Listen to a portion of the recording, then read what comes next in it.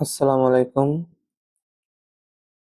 SSC পদার্থবিজ্ঞান chapter ২ এই অধ্যায়টি অনেক ইম্পর্টেন্ট একটি অধ্যায়।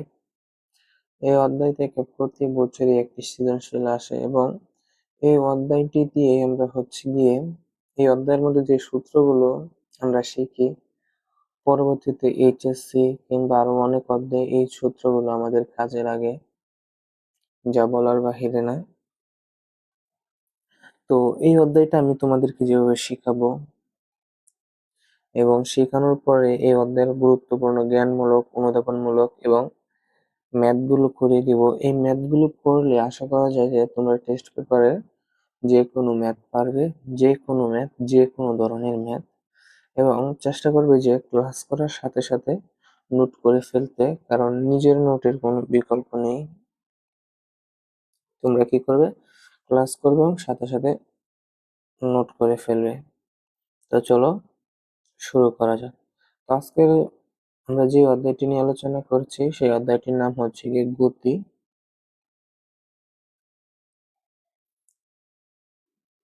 অধ্যায়টির নাম হচ্ছে গিয়ে গতি বা হচ্ছে গিয়ে মোশন।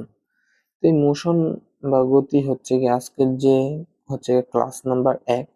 এই ক্লাস নাম্বার ১ এ আমরা যে বিষয় নিয়ে আলোচনা করব, এগুলো তো ইম্পর্টেন্ট না, কিন্তু জেনে রাখাটা অনেক জরুরি। এগুলো থেকে আমাদের পরীক্ষায় কোনো হচ্ছে গিয়ে সৃজনশীল আসে না বা ম্যাথ আসে না। তারপরে এই টপিকগুলো না জানলে আমরা সামনের টপিকগুলো ক্লিয়ার হতে পারবো না। আমরা প্রথমে যে শিখবো সেটি হচ্ছে গিয়ে স্থিতি এবং গতি। স্থিতি কি, গতি কি? আমাদের অধ্যায়ের নামই হচ্ছে কি গতি, তাই গতি এবং স্থিতি কি এটা আমাদের খুব ভালোভাবে জানতে হবে। তারপরে আছে হচ্ছে গিয়ে পরম স্থিতি ও পরম গতি। এরপর আসা হচ্ছে গিয়ে প্রসঙ্গ কাঠামো। আজকের এই ভিডিওতে আমরা এই ৩টি টপিক সম্পর্কে জানবো। স্থিতি এবং গতির মধ্যে হচ্ছে গিয়ে পদার্থবিজ্ঞানের অত্যন্ত মৌলিক এবং গুরুত্বপূর্ণ দুটি ধারণা হলো স্থিতি এবং গতি। আমাদের চারপাশের মহাবিশ্ব বুঝতে এই দুটি বিষয় জানা খুবই জরুরি। কেন জরুরি? আমরা সামনে আরো বিস্তারিত জানবো। তো স্থিতি ১ নম্বরে যেটি হচ্ছে গিয়ে স্থিতি। স্থিতি কি? সময় সময়ের পরিবর্তনের সাথে সাথে পারস্পরিকের সাপেক্ষে যদি কোনো বস্তুর অবস্থানের পরিবর্তন না ঘটে তবে সেই অবস্থানকে স্থিতি বলে, আর সেই বস্তুকে স্থিতিশীল বস্তু বলে। এটার মানে কি? ধরো টি সময়ে যদি একটি বস্তু এই জায়গায় থাকে এবং টি ধরা হচ্ছে গিয়ে ৩ সেকেন্ড পরে দেখলে বস্তুটি এই জায়গার মধ্যেই আছে, বস্তুটি কোনো অবস্থার পরিবর্তন করলো না, এটাকেই স্থিতি বলে। আমরা আরেকটু ভালোভাবে যদি জানতে চাই, ধরো এই ব্যক্তিটি হচ্ছে গিয়ে তুমি এবং এটা হচ্ছে গিয়ে রাস্তার পাশে একটা বাড়ি। ধরে নাও, ধরো তুমি বুড়া হয়ে গেছো, এখন তোমার চুল দাড়ি গজায় গেছে, তাই তুমি দেখতে এরকম। তো তুমি দাঁড়ায় দেখতেছো, তো তুমি দাঁড়িয়ে দাঁড়িয়ে দেখছো এই বাড়িটির সাপেক্ষে এই বাড়িটার সাপেক্ষে এই জায়গার মধ্যে যে বক্সটি আছে, সেই বক্সটি হচ্ছে গিয়ে তুমি দাঁড়িয়ে দেখছো যে ধরো টি হচ্ছে গিয়ে ধরো ৩ সেকেন্ড পর তুমি দেখলে যে এই বাড়িটির সাপেক্ষে বস্তুটি এই জায়গার মধ্যে আছে। বাড়িটি কিন্তু স্থির, বস্তুটিও স্থির। যেহেতু বাড়িটিকে আমরা সাপেক্ষে ধরে নিয়েছি, বাড়িটি যেহেতু স্থির, বাড়িটি কোনো নড়াচড়া করছে না, এই বাড়িটি এই জায়গার মধ্যে হচ্ছে গিয়ে প্রসঙ্গ কাঠামো। বাড়িটি হচ্ছে গিয়ে প্রসঙ্গ কাঠামো। হ্যাঁ, বাড়িটি হচ্ছে গিয়ে প্রসঙ্গ কাঠামো। এই বাড়িটির সাপেক্ষে তুমি দেখতেছো যে এই বস্তুটি কোনো নড়াচড়া করছে না, অর্থাৎ এই বাড়ি থেকে বস্তুটি কোনো দূরত্ব অতিক্রম করছে না, বা এদিকেও যাচ্ছে না, এদিকেও যাচ্ছে না, পিছনে যাচ্ছে না, সামনে যাচ্ছে না, বস্তুটি স্থির। এটাকেই হচ্ছে গিয়ে স্থিতি বলে।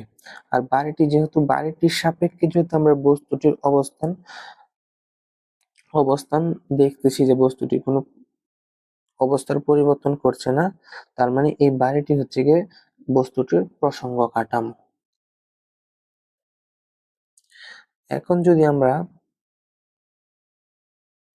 গতি বা মোশন নিয়ে একটু আলোচনা করি, সময়ের পরিবর্তনের সাথে সাথে পারস্পরিকের সাপেক্ষে যদি কোনো বস্তুর অবস্থানের পরিবর্তন ঘটে তবে সেই অবস্থানকেই গতি বলে আর সেই বস্তুকেই গতিশীল বস্তু বলে। এখন ধরো এই বাড়িটির সাপেক্ষে, অর্থাৎ বাড়িটি হচ্ছে আমাদের প্রসঙ্গ কাঠামো, যেহেতু বাড়িটির সাপেক্ষে আমরা হিসাব করেছি, আমরা যেইটার সাপেক্ষে কোনো বস্তুর অবস্থান নির্ণয় করব সেটি হচ্ছে গিয়ে সাপেক্ষে, আর যেই বস্তুটাকে প্রসঙ্গ কাঠামো ধরবো এই বস্তুটি অবশ্যই কি স্থির হতে হবে, বস্তুটি গতিশীল হলে চলবে না। যেই বস্তুটিকে আমরা প্রসঙ্গ কাঠামো ধরবো সেই বস্তুটি অবশ্যই কি হতে হবে, স্থির হতে হবে। এখন দেখো এই বাড়িটির সাপেক্ষে ধরো টি সমান সমান হচ্ছে কি, তুমি 5 সেকেন্ড পরে দেখলে যে বস্তুটি এই জায়গায় চলে এসেছে, 5 সেকেন্ড পর তুমি দেখলে যে বস্তুটি এই জায়গায় চলে এসেছে, এই জায়গা থেকে আগে ছিল এই জায়গায়, এখন বস্তুটি চলে আসছে এই জায়গায়। তো দেখো তো 5 সেকেন্ড পরে বস্তুটির কি অবস্থার পরিবর্তন করছে না এই প্রসঙ্গ কাঠামো সাপেক্ষে? তুমি তো দাঁড়িয়ে দেখতেছো যে 5 সেকেন্ড পরে বস্তুটি এই জায়গায় চলে এসেছে, 5 সেকেন্ড আগে বস্তুটি ছিল এই জায়গায়, এখন 5 সেকেন্ড পরে বস্তুটি চলে এসেছে এই জায়গায়। এখন দেখো তো বস্তুটির অবস্থান পরিবর্তন করছে না, এটাই হচ্ছে কি গতি। এটি হচ্ছে গিয়ে গতিশীল বস্তু। আর এই যে অবস্থাটা হচ্ছে পুরো যে অবস্থার পরিবর্তন বা যে যে কাহিনীটা এই জায়গার মধ্যে হয়েছে সেটি হচ্ছে গতি। আশা করি স্থিতি এবং গতির মধ্যে তোমাদের কনসেপ্ট ক্লিয়ার হয়েছে এবং প্রসঙ্গ কাঠামো কি জিনিস সেটাও তোমরা বুঝতে পারছো। তো পরম স্থিতি এবং পরম গতি কি, এই দুইটা জিনিস আমাদেরকে ভালোভাবে জানতে হবে। তো পরম স্থিতি এবং পরম গতি যদি আমরা জানতে চাই তাহলে চিন্তা করো তো, স্থিতি এবং গতি বোঝার জন্য সবচেয়ে গুরুত্বপূর্ণ ধারণাটা হলো এই মহাবিশ্বে কোনো কিছু পরম নয়, সবকিছু কি আপেক্ষিক। এই কথাটি দ্বারা কি বোঝায়, এই যে তুমি যে পৃথিবীর উপরে দাঁড়ায় আছো, এই পৃথিবীটা তোমার কাছে স্থির মনে হতে পারে কিন্তু না, পৃথিবীটা কি সূর্যের চারদিকে ঘুরছে এবং সূর্যটি কি স্থির না, সূর্য কি করছে সূর্যের ছায়াপথের চারদিকে ঘুরতেছে। যদি সঠিক চিত্রটা কি তাহলে এরকম হবে, ধরো এটা হচ্ছে কি আমাদের সূর্য,